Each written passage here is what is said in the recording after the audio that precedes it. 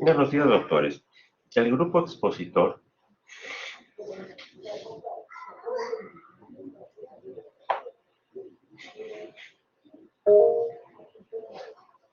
doctor García.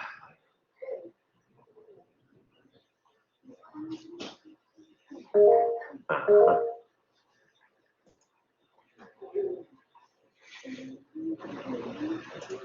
Entonces los tengo que poner, creo que de moderadores.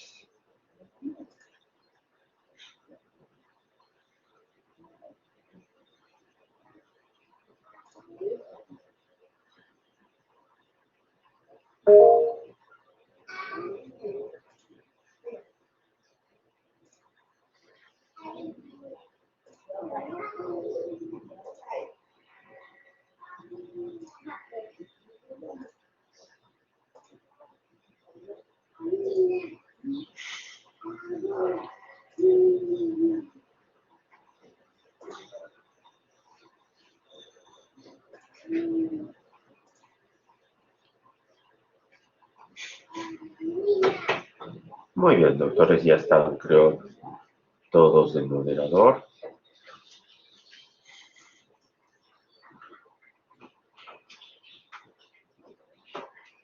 Cuando ustedes digan.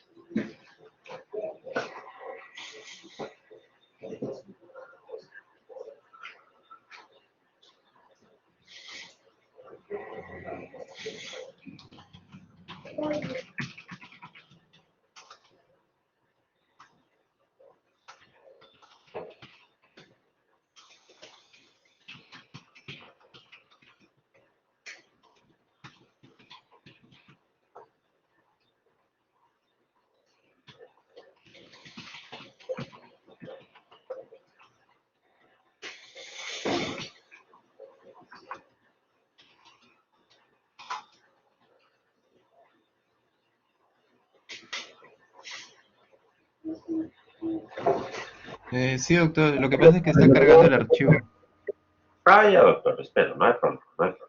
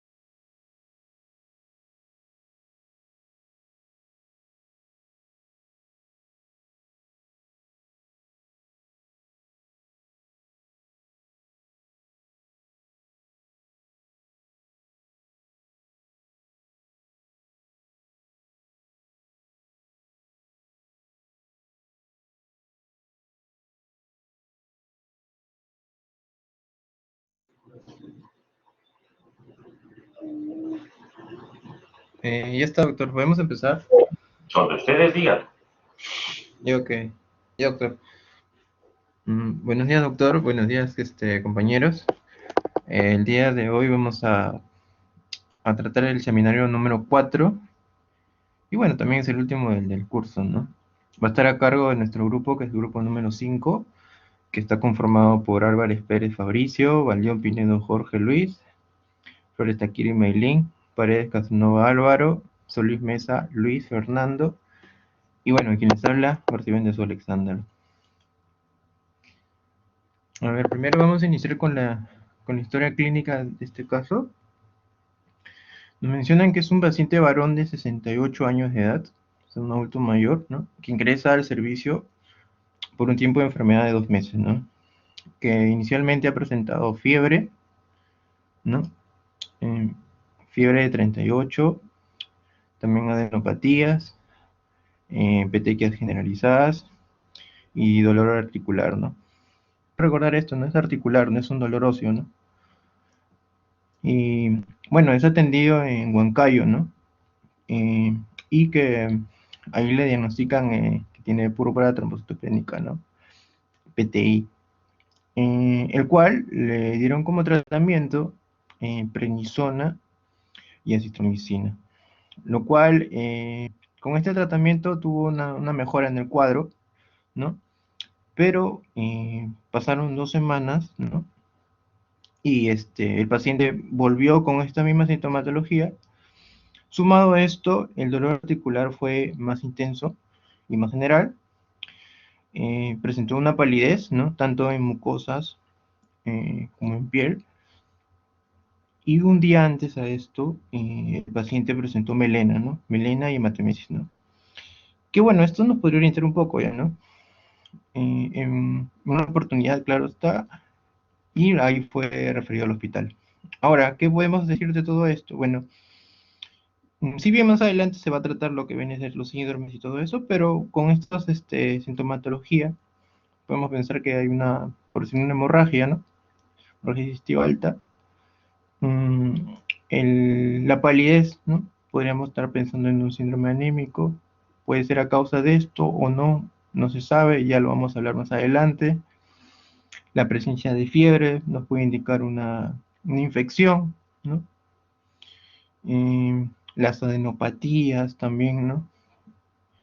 Y bueno, el antecedente que está acá abajo, dice como antecedente de importancia, hace un mes fue vacunado contra tétanos. Bueno, cuando leímos esto como grupo nos causó curiosidad porque dijimos, ¿por qué nos pusieron este antecedente, no? O es una distracción, o tiene que ver, o no tiene nada que ver, ¿no?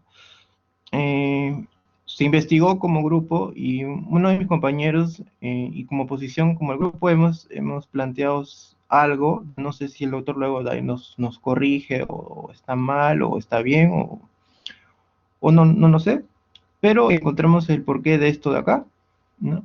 Y sí, lo menciono porque al inicio nos causó una curiosidad, ¿no? Ahora, en el examen físico mencionan que hay una palidez marcada, ¿no? Y que, como ya se había mencionado, tanto de piel y mucosa, hay lesiones maculares, ¿no? Que no duelen ni causan prurito. También hay equimosis en los miembros inferiores y lengua común, ¿no? Bueno, esto podemos ser un problema tanto de síndrome de hemorragíparo, ¿no? Podría ser, o no, o puede ser una plaquetopenia, no sabíamos, ¿no? En lo que viene a ser la lengua común, pero puede ser un paciente que está inmunocomprometido, ¿no? Por este tipo de cosas. En el tórax también tenemos crépitos, podrían estar pensando en una neumonía, ¿no? No se sabe, todavía no hemos visto nada más de los exámenes. En el abdomen, bueno, en blando, depresible, hígado a 6 centímetros por debajo del reborde costal, el vaso a 4 centímetros por debajo del reborde costal. Y entonces encontramos una visceromegalia, ¿no? O bueno, una hepatoesplenomegalia, para ser más exactos, ¿no? Bueno, en el sistema nervioso, el ópete está normal, no hay presencia de signos meningios ni de focalización, o sea, A lo que viene a ser en neuro, estamos bien. Entonces, para resumir, encontramos problemas de hemorragia, inmunocomprometido el paciente, hay problemas a nivel respiratorio, podría ser también la causa de la fiebre y la epistromegalia, ¿no?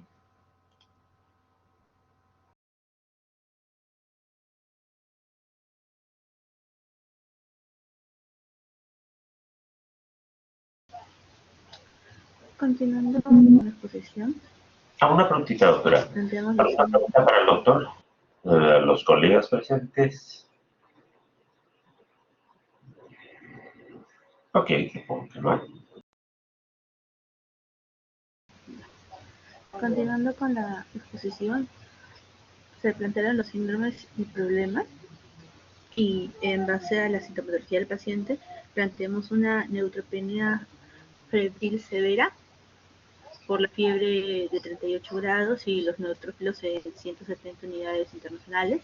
También planteamos un síndrome de condensación por la fiebre y los crépitos bipasales, y también se planteó el síndrome de insuficiencia de la médula ósea, que englobaría al síndrome anémico debido a la hemoglobina 9.7, a la palidez marcada de piel y mucosas. También engloba el síndrome hemorragíparo debido a las petequias, a las equimosis en miembros inferiores, a la melena y la hematemesis.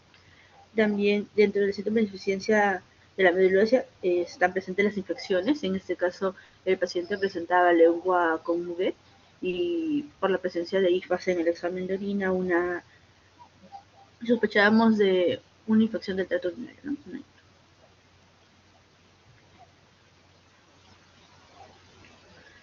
También otro problema era la viscermegalia, dada por la hepatomegalia severa y la esplenomegalia moderada.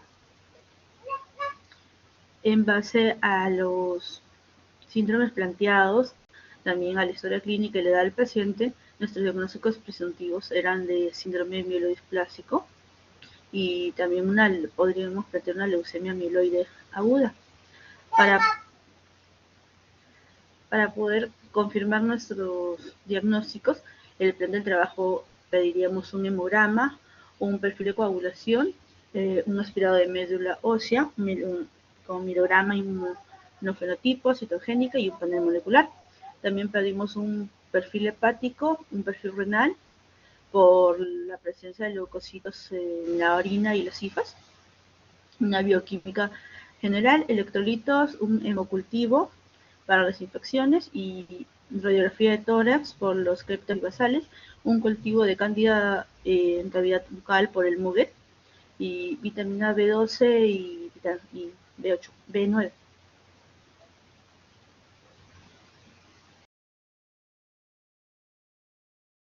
Bueno, continuando con los datos del laboratorio que nos proporcionan en la historia clínica, tenemos que se realizó un dosaje de deshidrogenasa láctica, el cual está muy elevado, al igual que el PCR42 y el ácido úrico. En cuanto al examen de orina, tenemos un aumento de leucocitos, así como hematíes y presencia de IFAS, ¿no? Esto nos indicaría presencia de una posible infección en tracto urinario. Y en la ecografía abdominal nos confirma lo hallado en el examen físico. Hay una hepatomegalia severa, al igual que una esplenomegalia moderada. Y se descubre también adenopatías retroperitoneales. En cuanto a la radiografía, se hizo una radiografía de tórax y se halló un infiltrado pulmonar difuso bilateral. Bueno, eso sumado a los hallazgos del examen de orina nos indicaría que hay múltiples focos infecciosos, bueno, varios focos infecciosos, ¿no? Y en cuanto a la tomografía del sistema nervioso, hay discreto edema cerebral. Ahora, en cuanto al hemograma, los valores de la serie eritrocitaria, tales como la hemoglobina, la cual presenta anemia, está disminuida. No hay datos de reticulocitos, sin embargo, el de plaquetas están bastante disminuidos, al igual que los leucocitos, lo que indicaría una pancitopenia. En cuanto a los neutrófilos, tenemos que también está muy disminuido, lo que confirmaría el diagnóstico sindrómico de neutropenia febril. Podemos comentar que la pancitopenia junto con la visceromegalia indicaría más para una leucemia. Luego a nuestra paciente se le indicó una citometría de flujo y luego una biopsia de médula ósea. En cuanto a la citometría de flujo, arrojó que había presencia de blastos mieloides en un porcentaje de 10.09%, lo cual indicaría un síndrome mielodisplásico. Posteriormente lo vamos a clasificar y veremos si este síndrome mielodisplásico correspondería ya a una leucemia aguda instaurada o con posible progresión a esta. En cuanto a la biopsia de médula ósea, tenemos que hay una celularidad normal y las presencias de las tres series están con maduración y diferenciación adecuada y no hay reacción hacia la inmunotinción para infiltración neoplásica.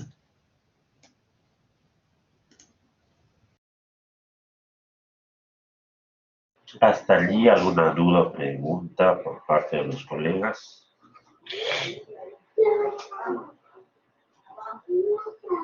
Ok, adelante.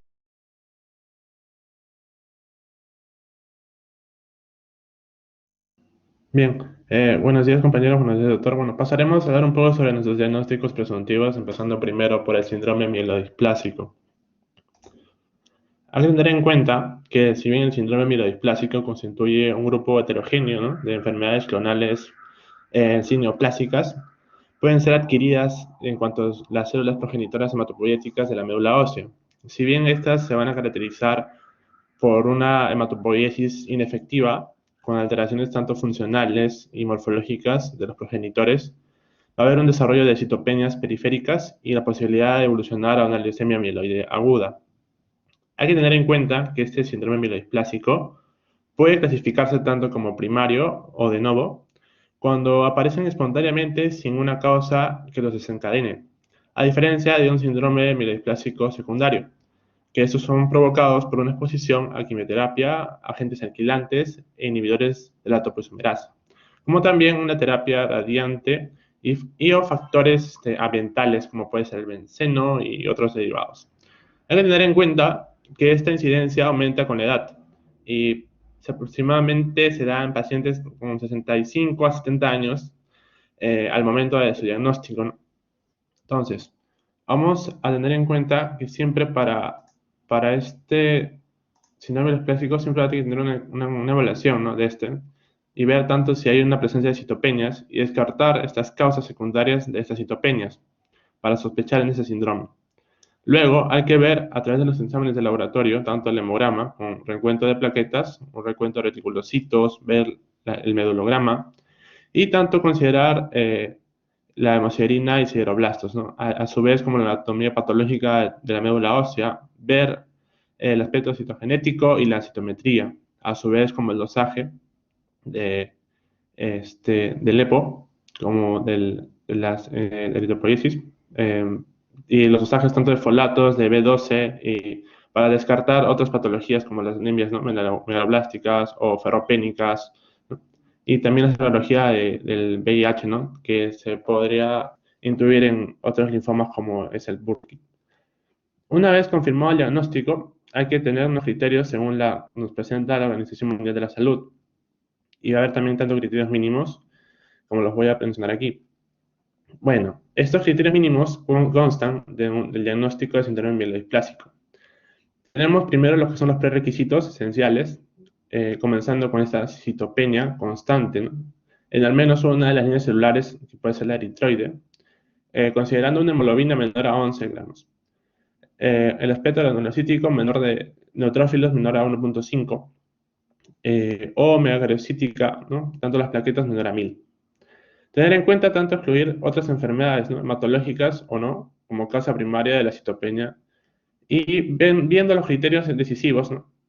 Como es la displasia en menos del 10% de la celularidad medular, o al menos una de las líneas celulares eritroides granulocíticas y o megacariocíticas, o mayor a 15% de sideroblastos. Ver también el porcentaje de blastos en el aspirado medular, ¿no? Que sea entre 5 o alrededor del 19%. Esto lo debatimos con mi grupo, ya que no teníamos la cantidad de blastos, pero al menos en la segunda evaluación de laboratorio que mencionó mi compañero, hay una consideración en ese aspecto, ¿no? Que entra en el rango. Luego ver las anomalías cromosómicas, ¿no? Recurrentes con características del síndrome dysplásico, ¿no? Y ver algunos criterios para pacientes que cumplen tanto los criterios como prerequisitos y criterios decisivos, ¿no? Bueno, luego tenemos los diagnósticos a través morfológicos, teniendo en cuenta que el 10% a más de células displásicas en una o más líneas mieloides, evaluando la serie granulocítica, viendo las características altamente sospechosas, ¿no? Como ver los neutrófilos granulares o el Perger-Wet. Ver a nivel megacariocítico las características altamente sospechosas como los micromegacariocitos y polobulados, ¿no? Y ver también la serie eritroide como núcleos asimétricos o mieloides o puentes internucleares. Y característicamente los blastos, ¿no? Si son granulares o granulares. O viendo promielocíticos siendo importante, ¿no? Para diferenciar en esto. Vamos a ver también que hay otras recomendaciones diagnósticas. Importante saber, ¿no? El frotis de sangre periférica y de médula ósea, ¿no? Con tinción Green-Jensen nos van a ayudar mucho en este diagnóstico. Es muy importante. Tener en cuenta también el recuento leucocitario diferencial en sangre periférica de 200 células cuando es posible, ¿no? El recuento diferencial de 500 células nucleadas de médula ósea. Evaluar tanto la celularidad, la maduración, ¿no? Y el estroma, y confirmar la presencia de los blastos a través de su porcentaje. Tener en cuenta también que este CD34, por citometría de flujo, no es recomendado, ¿no? Como sustituto de evaluación citomorfológica, ¿no? Porque no todos los blastos son CD34, ¿no? La muestra puede moviloirse y a la vez de este CD34 por inmunohistoquímica, en biopsia de médula ósea puede ser útil cuando este aspirado se diluye, ¿no? O no puede obtenerse. Y es adecuado tener en la biopsia, ¿no? Se adecua una adecuada biopsia de 3 a 5 centímetros. Estos son estudios morfológicos en cuanto al fundamento del diagnóstico en el síndrome dysplásico, ¿no? Pero hay que tener en cuenta también su clasificación, que es muy importante, porque a través de lo que diagnosticamos esta enfermedad, también hay que clasificar y ver porque hay varios estadios. Si hemos comentado que su etiología puede ser primaria o de nuevo o secundaria, la Organización Mundial de la Salud presentó esta clasificación. Y entonces, en el cual se van a evaluar tanto la hematimetría, morfología, tanto el número de citopenias, o el porcentaje de blastos y sideroblastos, ¿no? También el aspecto citogenético, el aspecto molecular. Y a su vez también cuando se dio la clasificación del FAP, que se incluían tanto las leucemias mielomonocíticas crónicas, pero en la actualidad no se consideran. Y deben agruparse tanto en denominadas neoplasias mieloplásicas mieloproliferativas. Pero entrando a la clasificación actual, los pacientes tanto con más del 20% de blastos sobre una celularidad global se consideran casos de leucemias agudas mieloplásticas, independientemente del porcentaje que suponga la serie eritroide sobre la célula global.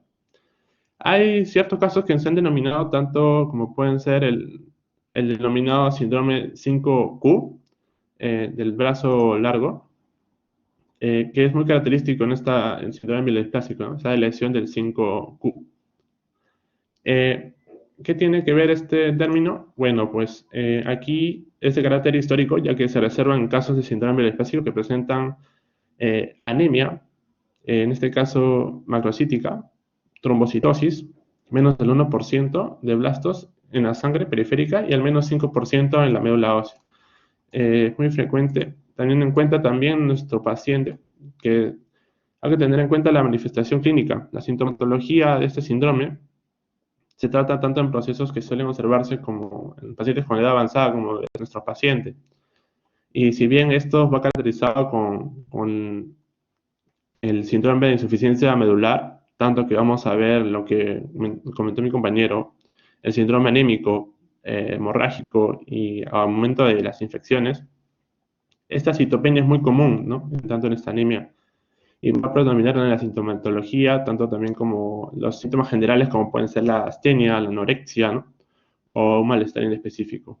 Bueno, entrando en contexto ahora con lo de nuestro paciente. En el segundo examen de laboratorio se llegó a la conclusión que tenía un síndrome mielodisplásico con exceso de blastos en estadio 2. Según considerando también que la cantidad de blastos que presentaba era de alrededor de 10 a 12. Y bueno, los basones de Auer no se consideraron, pero consideramos la cuantificación de estos blastos de médula ósea, que son alrededor de 10 a 19. En el llegando al estadio 2 del síndrome mielodisplásico con exceso de blastos. Considerando también tanto su exploración física que hemos visto, si bien fue evidente los signos de anemia, hemos visto también que hubo presentación de hemorragias en la piel, ¿no? Y las mucosas. Y bueno, hay pacientes raramente que presentan visceromegalia, como el nuestro, que presentó tanto hepatosplenomegalia y esplenomegalia, ¿no? Y entonces, esas son características tanto de la exploración física y cuanto a la clasificación, nos ayudaron a concluir en este diagnóstico. Ahora, continuando, ¿qué más hemos planteado? Bueno, teníamos el síndrome mielodisplásico, pero a su vez no teníamos el recuento de los blastos. Entonces, vamos a proceder entonces a explicar cómo es que llegamos tal vez a una leucemia aguda, ¿no? Porque al principio, en el primer examen de laboratorio, no teníamos el recuento de blastos, salvo en el segundo.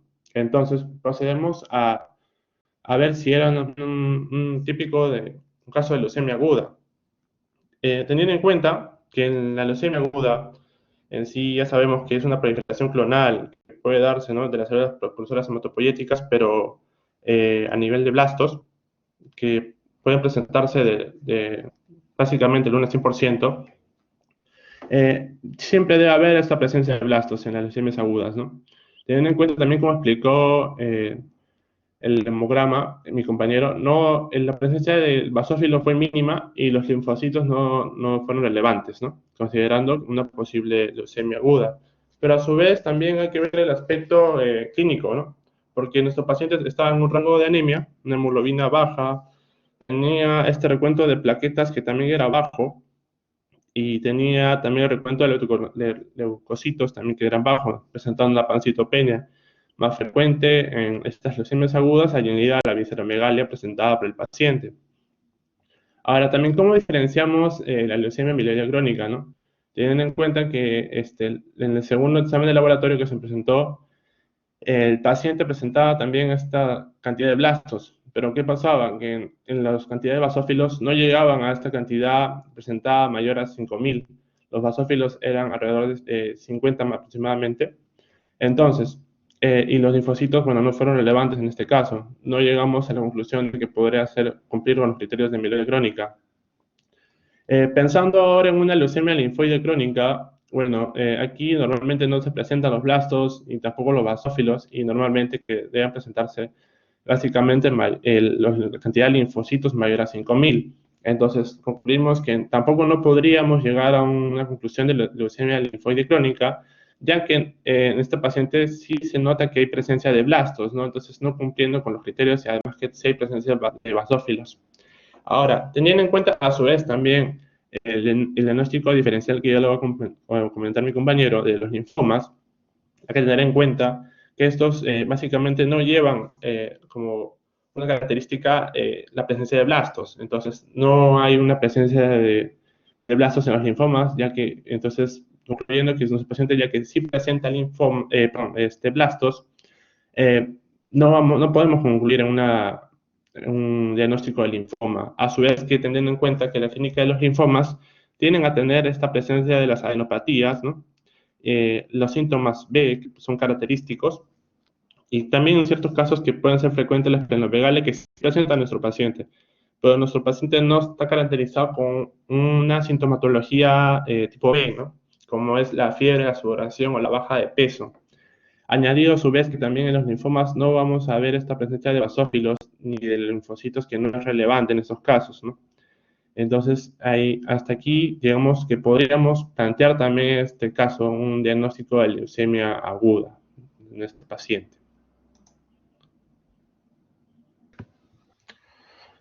Buenos días, compañeros. Siguiendo con lo que menciona mi compañero, en el caso de, de este paciente que estábamos pensando en un síndrome mielodisplásico, para ello, una vez que se pensó en este diagnóstico, también teníamos que buscar diagnósticos diferenciales, ya que esta pancitopenia que estaba presentando el paciente tendríamos que haber descartado en principio muchas causas que podrían generar esa disminución de glóbulos rojos, glóbulos blancos y plaquetas. Y que, como pueden ver en el gráfico, hay muchas causas que pueden generar estos. Entonces, la literatura menciona que para pensar en un síndrome mielodisplásico se tendrían que pensar en causas secundarias, más que, bueno, con lo que también menciona que es un síndrome que se presenta mucho en pacientes mayores de edad y con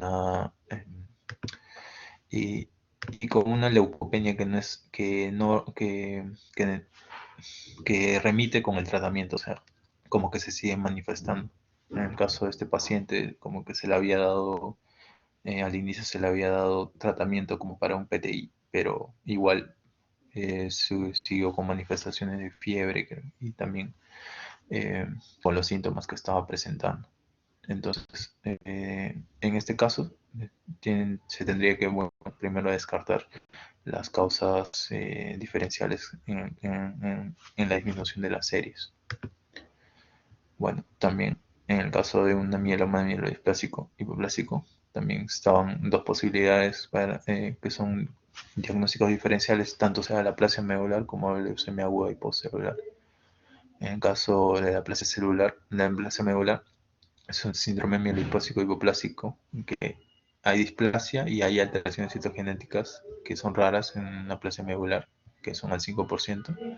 Y en el caso de la leucemia aguda hipocelular es un síndrome con exceso de blastos hipocelular que tiene menos de un 20% de blastos respecto al total de las células nucleadas. Con respecto al PTI, el paciente se le diagnosticó al inicio, pero si bien sabemos como que para pensar en PTI tendríamos que descartar primero las causas secundarias para saber las primarias. En el caso, como grupo lo pusimos más que nada por la presentación clínica que había mencionado el paciente con sus máculas y petequias de tipo color violáceas, que quizás también era parte de la trombocitopenia, pero también estaban pensando como en diagnósticos diferenciales un PTI. Y bueno, ya centrándonos en el síndrome mielodisplásico, como se puede ver en el gráfico, está muy asociado a diferentes patologías hematológicas, ya sea como la anemia refractaria, el linfoma mielodisplásico agudo y el mieloide crónico. En este caso, al inicio, viendo toda la sintomatología, ya sea por el síndrome de lisis tumoral o por la neutropenia febril, y bueno, la clínica de una leucemia también se estaba, sin tener los datos de laboratorio, también podíamos estar pensando en un paciente que tenía una leucemia linfocítica aguda quizás, pero bueno, viendo ya en el caso de habernos centrado en un síndrome mielodisplásico, y bueno, con la presencia de blastos a predominio del estirpe mieloide, estábamos más perfilados a este síndrome, ya que este también podría llevar a un linfoma mielodisplásico agudo. Bueno, como ya había mencionado un compañero también, viendo la clínica del paciente, el paciente tenía presencia de enopatías también y bueno, presencia también de una esplenohepatomegalia. Entonces, clínicamente también estábamos pensando en un linfoma, pero ya viendo los exámenes de laboratorio con la presencia de blastos, estos no deberían encontrarse en un linfoma, entonces eh, el linfoma que se pensaba como un diagnóstico diferencial también estaba siendo descartado. Y bueno, este es un casito que había encontrado con respecto a qué relación tenía con esta vacuna que se le había hecho al paciente. Entonces, justo había encontrado uno que decía leucemia cutis desarrollada en una zona de inoculación de una dosis de recuerdo de la vacuna de la vacuna de tétanos de un paciente de 68 años que tenía linfoma monocítico crónico. Entonces, eh, el paciente se le había administrado la vacuna y de la nada empezó como que a manifestar como que tipo una proliferación. Primero en la zona de inoculación y luego se fue expandiendo, se fue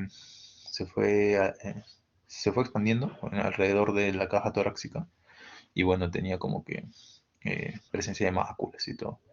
Entonces, según el artículo mencionaba que esta leucemia cutis mayormente es como que eh,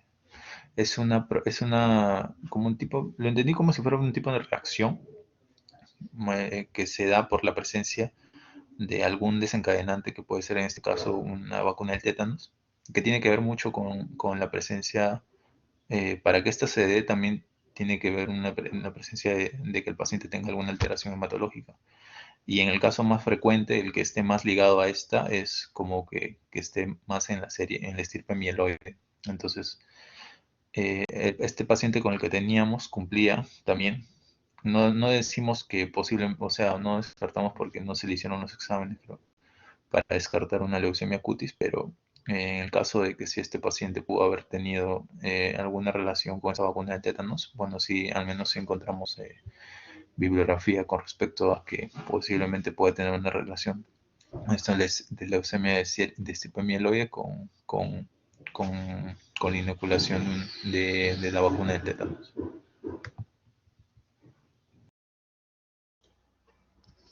Bien, continuando con con la exposición correspondiente a la evolución. Bueno, esto mm, va a ser variable dentro de los pacientes, ¿no? Porque algunos pueden estar cursando con este síndrome displásico de una manera no tan agresiva, mientras que otros pueden progresar dentro de muy poco tiempo hasta una leucemia aguda, ¿no? Una leucemia mieloide aguda. Y dentro de los scores o índices donde nos dan la evolución de estos pacientes, el pronóstico, hay diferentes tablas, ¿no? O índices, y el más utilizado, el más conocido es el índice de pronóstico internacional revisado, dentro de los cuales nos dan variables y dentro de ellos su pronóstico, ¿no? Si es muy bueno, bueno, intermedio, pobre, muy pobre. Y de acuerdo a eso se da la sobrevida de años de los pacientes y también inclusive el tiempo de progresión a la leucemia mieloide aguda.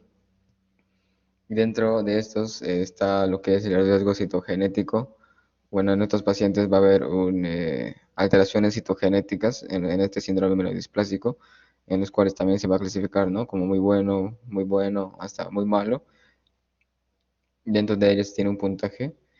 En los exámenes del paciente no podemos indicar cuál sería el riesgo citogenético, pero sí los porcentajes de blastos, que estaría a un poco más elevado del 10%, donde nos daría un puntaje pobre, ¿no? De 3, al igual que la hemoglobina, que estaría un rango de 8 a 9.9, igual que las plaquetas que están disminuidas y bueno, la pancitopenia sí que tiene el paciente, no tanto plaquetas disminuidas como los neutrófilos.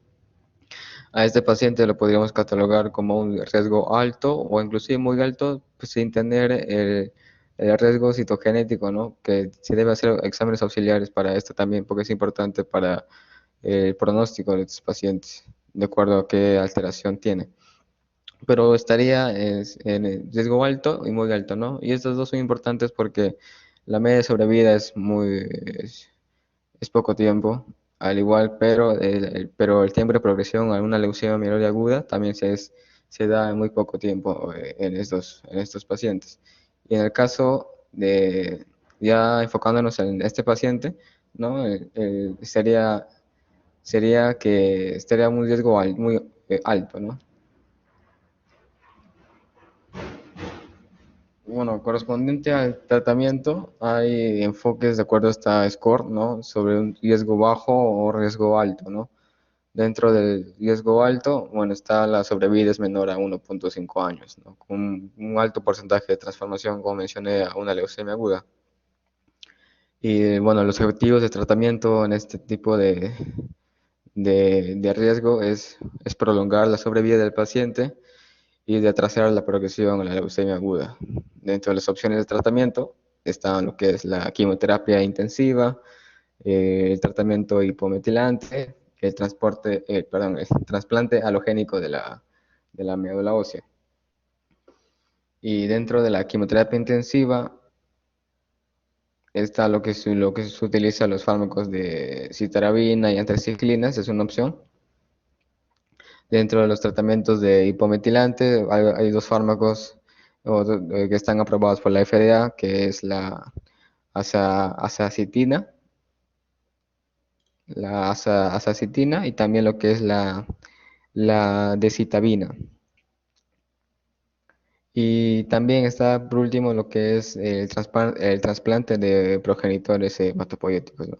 Entonces, como el paciente está en un riesgo alto, ¿no? Va a ser un candidato al tratamiento intensivo para prolongar su sobrevida y para disminuir el tiempo o aumentar el tiempo de progresión a que no sea una leucemia aguda.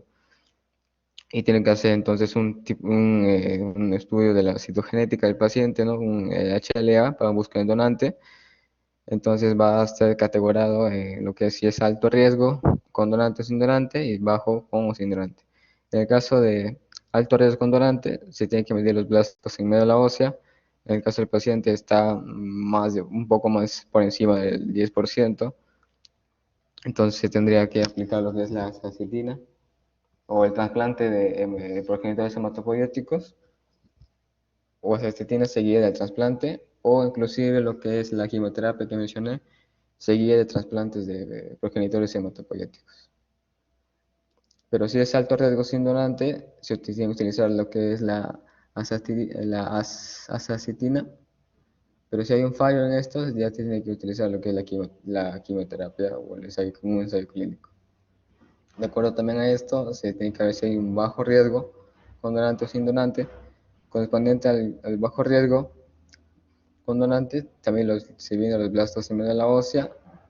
Si es menor a 10%, sería lo que es el trasplante directo, pero si no, se tiene que hacer el trasplante o lo que es la azacitidina seguida de trasplante o la quimioterapia seguida del trasplante.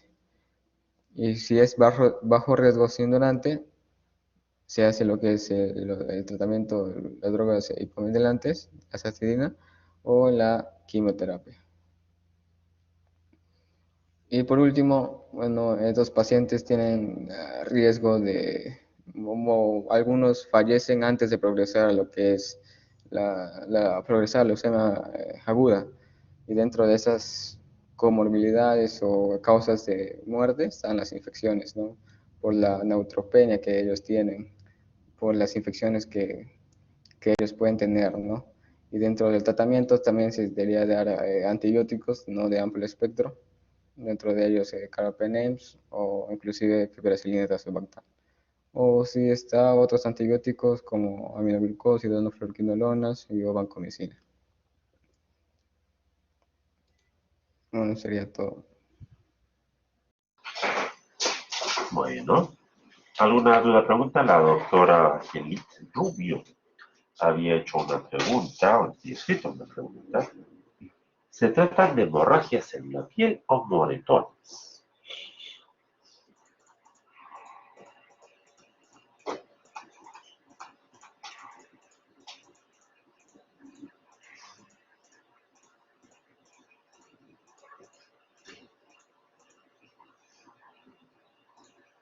Esas son las lesiones que tenía la paciente.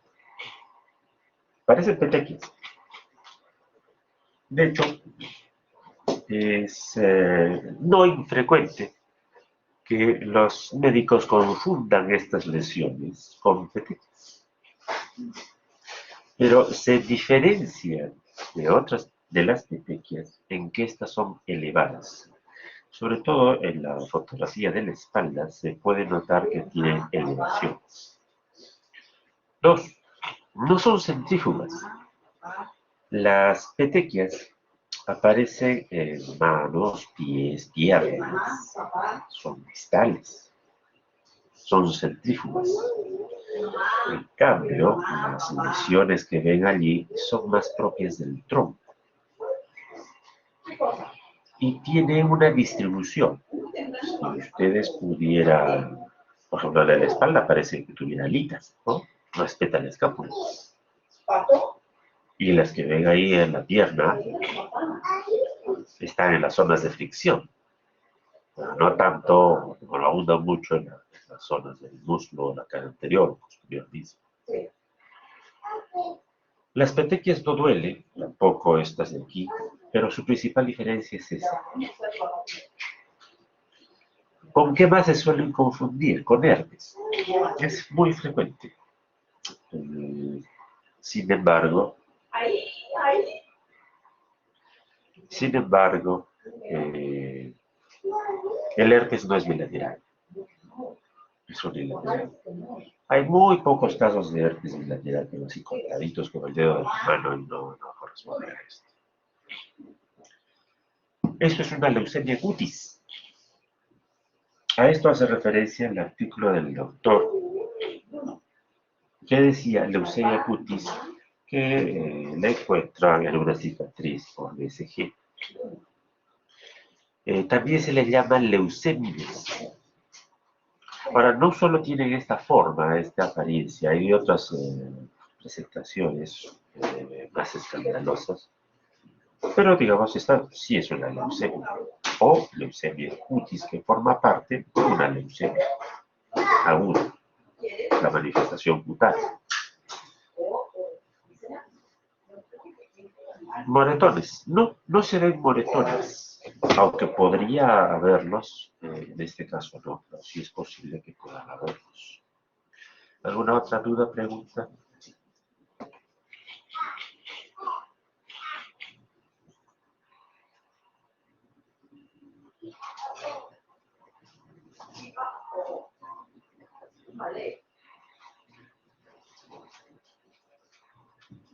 ¿Alguna otra duda, pregunta? Bien.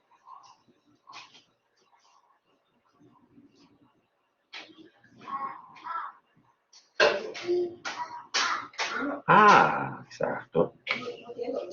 Otro punto conflictivo con este es lo siguiente. ¿Es leucemia o es mielodisplasia? Porque se confunde un poco.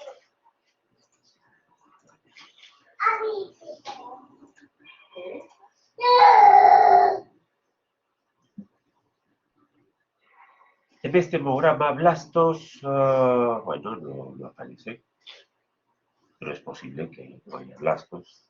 En la citometría sí le encuentran los blastos. 10%. Ese 10% no es el que va en el hemograma. Un ratito me da, sí.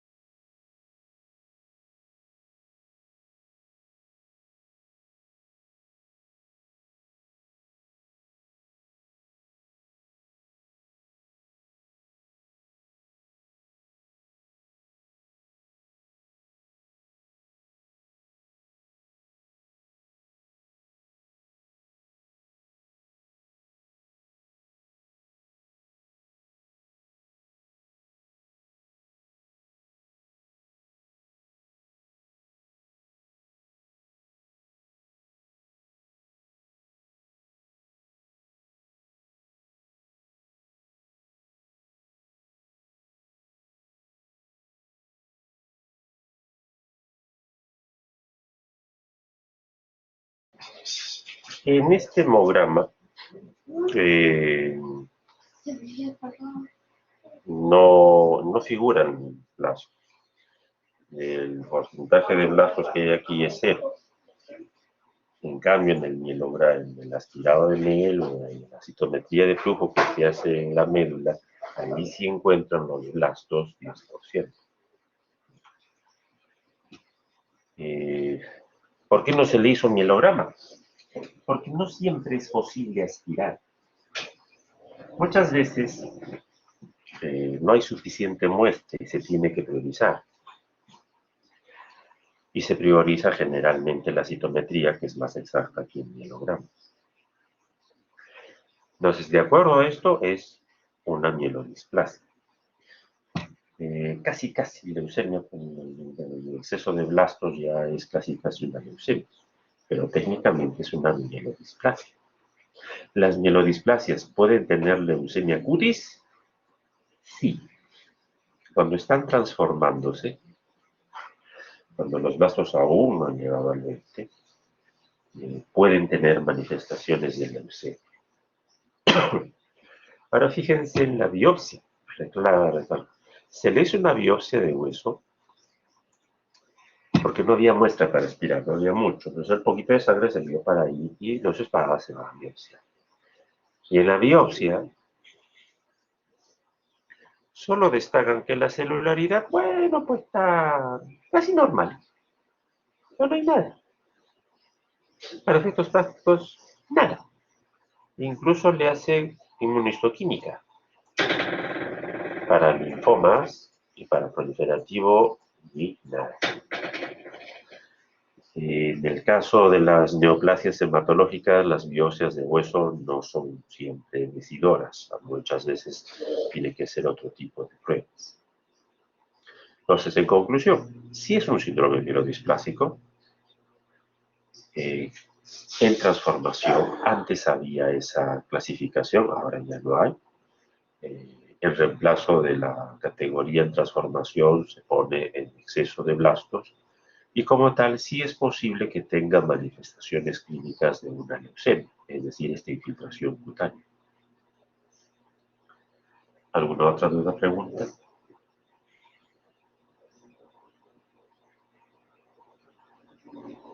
Bien.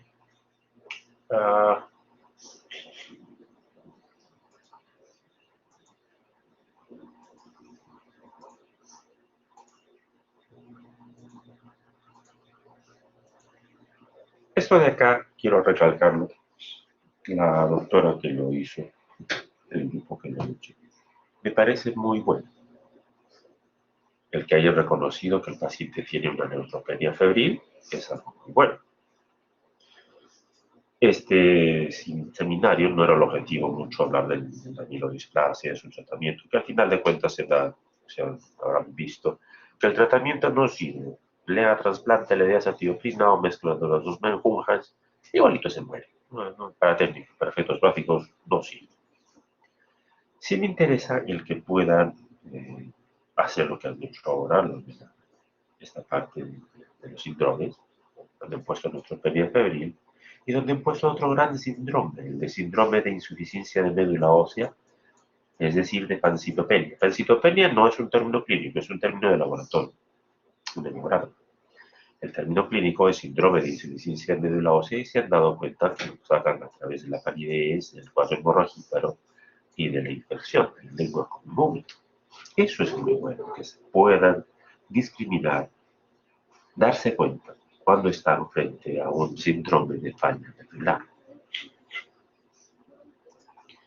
Y lo otro que está bastante interesante que han puesto los doctores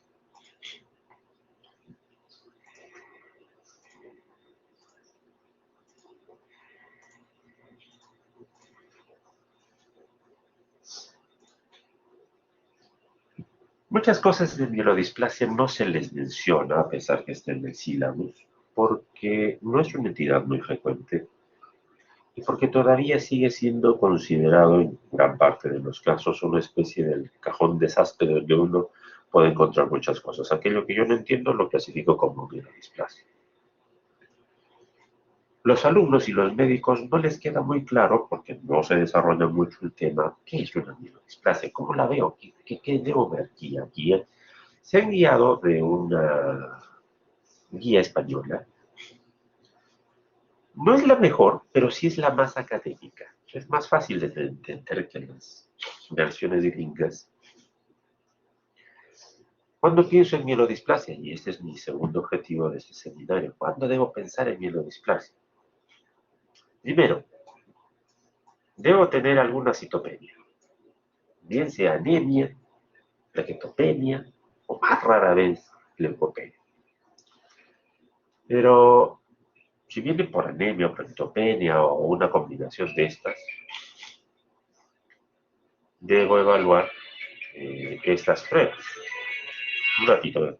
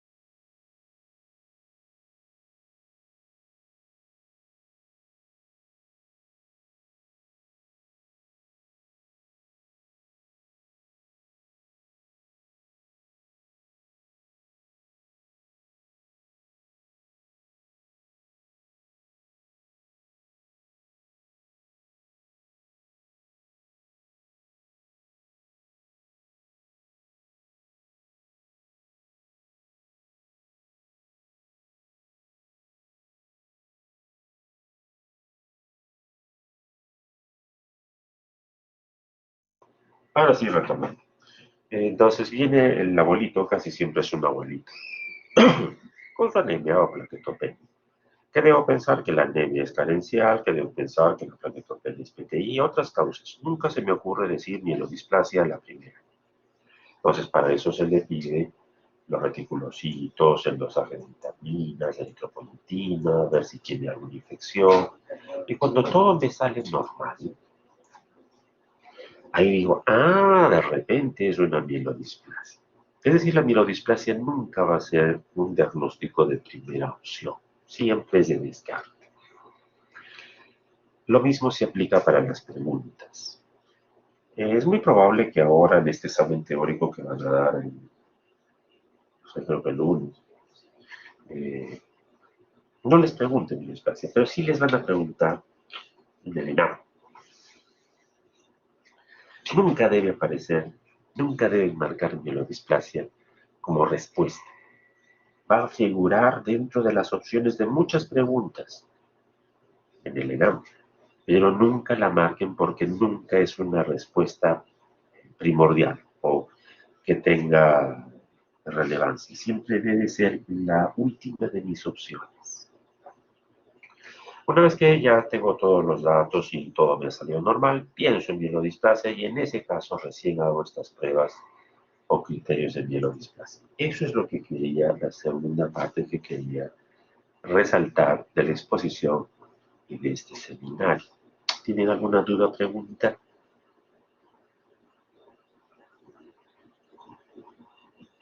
Estos criterios que han puesto los doctores no los desarrollo mucho porque ustedes primero tendrían que mostrarles las láminas como se miran, no tengo que usar eso. Y dos, no le pongo tanto interés a esto de los requisitos, de los criterios de la displasia, porque insisto, no es un objetivo que aprendan a hacer más allá del diagnóstico de la displasia, que ya esa es la parte grosera, no se les pide más. Muy bien, doctores, ¿no hay más preguntas? Muy bien.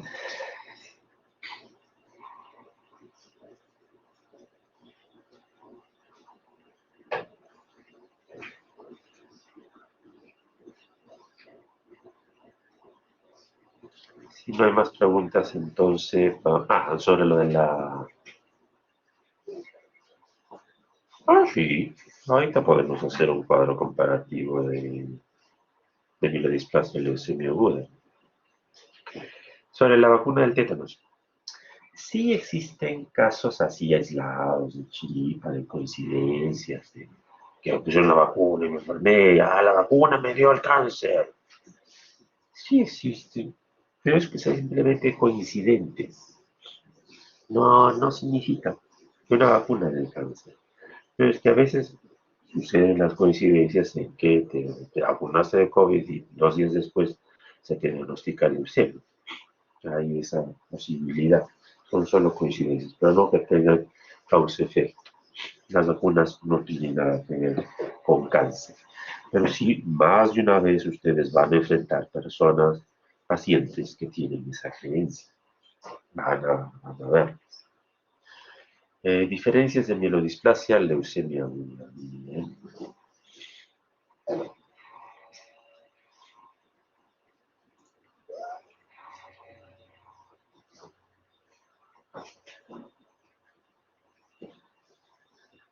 Voy a poner acá en esta de gracias, ahí vamos a hacer una pequeña descripción.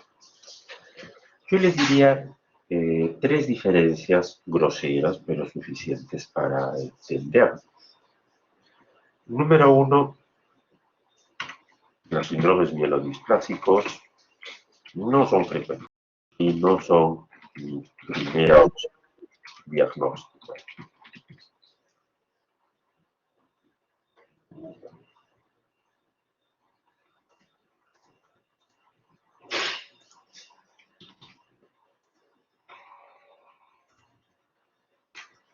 Segunda diferencia, los síndromes mielodisplásicos son de gente vieja.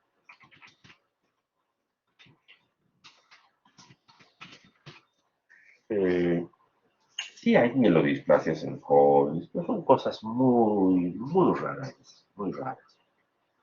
Pero muy raras. El grueso, el 80% de casos de mielodisplasia va a venir en viejos. Nunca pensaron en un joven de 40 años, de 20 años.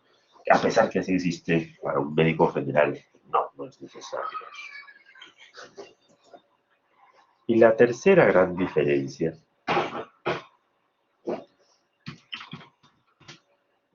es que los síndromes mielodisplásicos son de evolución más o menos larga, o más o menos me refiero a 3 a 6 meses. No es algo que suceda rápidamente, casi siempre han pasado por más de un médico durante ese tiempo. Por contra, las leucemias son relativamente frecuentes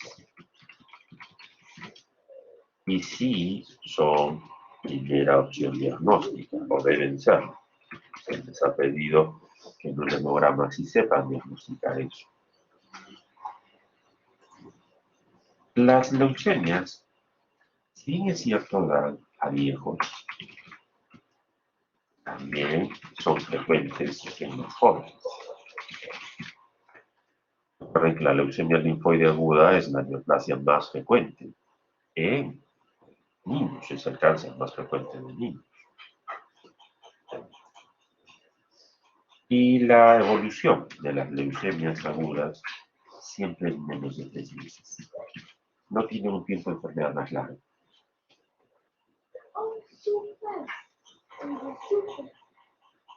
Por laboratorio, por un hemograma, yo les puedo decir, miren, esta sí es una mielodisplasia. No.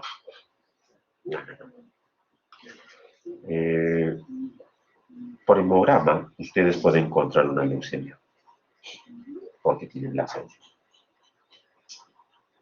Ahora que después de los estudios concluyen al final, no fue una leucemia, fue una mielodisplasia. Sí es posible eso, porque a veces la mielodisplasia cursa con azófago. Se remeda mucho cuando se está transformando. En cambio, por un hemograma que yo les diga de frente, mira, este hemograma yo pienso que es una mielodisplasia, no hay. No hay una palabra clave, no hay una forma de yo decirle, sí, este hemograma es compatible con mielodisplasia. El hemograma que aquí se muestra no tiene algo que yo les pueda decir, sí, miren, en este hemograma se van a fijar en tal palabrita, en tal asociación, nada. Lo que viven es simplemente el hemograma de una pancitopenia.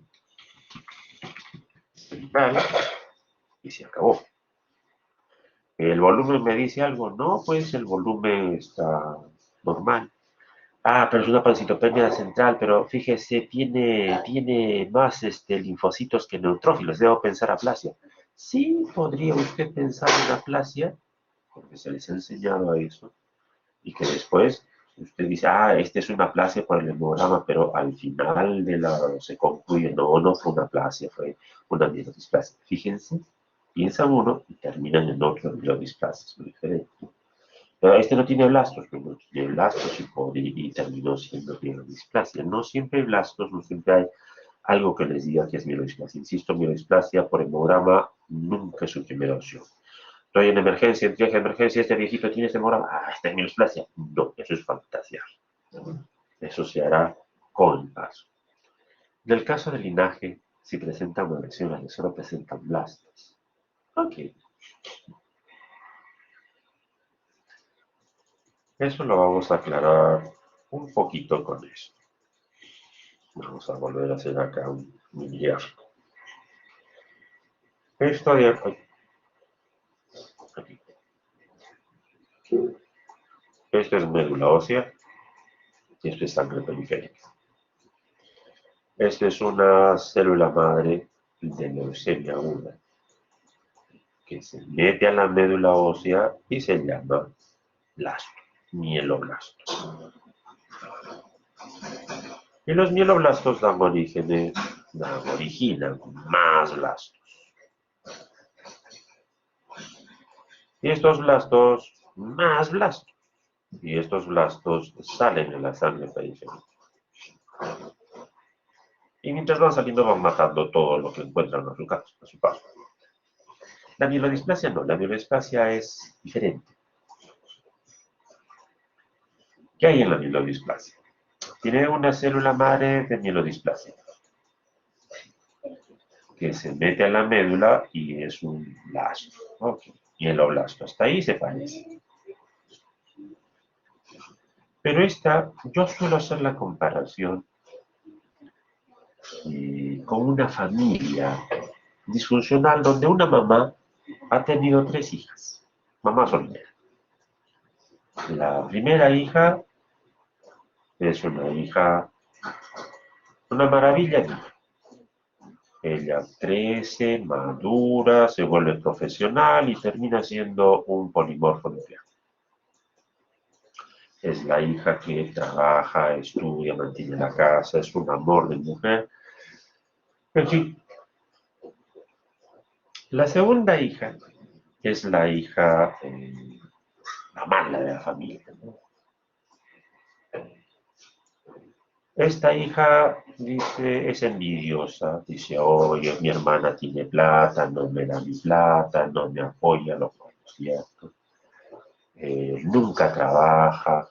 Es que yo no tengo suerte para trabajar. Ay, no, que es difícil para trabajar. Y vive de mantener. Y encima rajona, pelincona, pelangocha. Una desgracia de mujer. Y esta niña decide embarazarse y da a su hijito, anuncia a su hijito que es otro blasto, lo cría y lo pervierte igual que a él, ¿no? Una oveja blanca y una oveja negra. Y la tercera hija, la menor de las 3, es una hembra. Es una hija que nace como blasto, pero que va madurando a su ritmo, pero madura, ¿no? Va en su intento de convertirse en un polimorfo nuclear, haciendo la secundaria, jala algunos cursos, no será brillante, pero ahí le va arrastrando y le da a la vida. Pero vive en un ambiente tóxico, en una médula tóxica, donde 2 clonas están que se pelean. Hay una clona buena que da de mantener citoquinas a la clona mala, y la clona mala que emplea esas citoquinas para producir blastos. En ese ambiente tóxico crece la pobre. Mientras esté en las 3, el paciente no va a tener nada. Pero un buen día, la tercera hija, como es una emo, se suicida.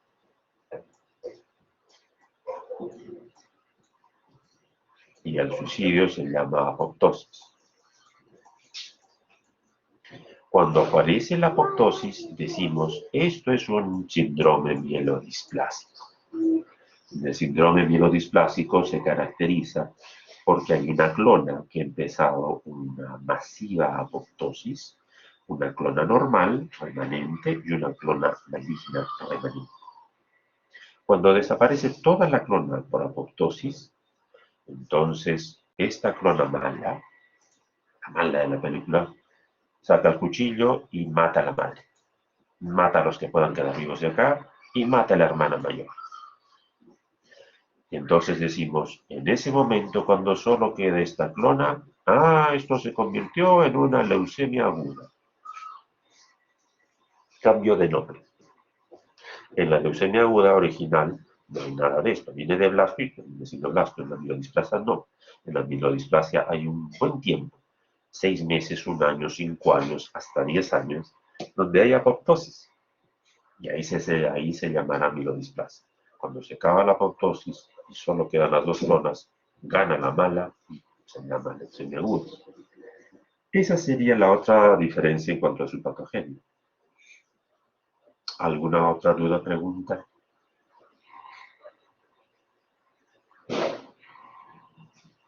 Ok, doctor Rivas. Muy bien, doctores.